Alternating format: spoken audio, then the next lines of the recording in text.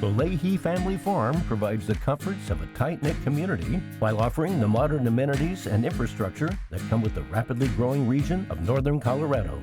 This unique family farm has approximately 91 acres bordering the Hillsboro Reservoir and a previously operated motocross track.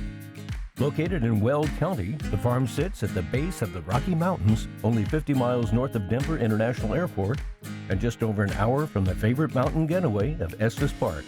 With close proximity to Loveland and Fort Collins, Leahy Family Farms is strategically located near strong educational institutions with a mix of industries providing a high quality of life. The property features multiple shop and utility buildings, as well as a single-family residence and an abundance of development opportunities. This region's history is rooted in agriculture with an economy of farming and ranching, providing a small-town feel to this amazing property. Don't miss your chance to enjoy this well-rounded parcel with its great topography, excellent recreational activities, and one-of-a-kind residential opportunity. For a qualified showing, please contact John Harity or Seth Hayden.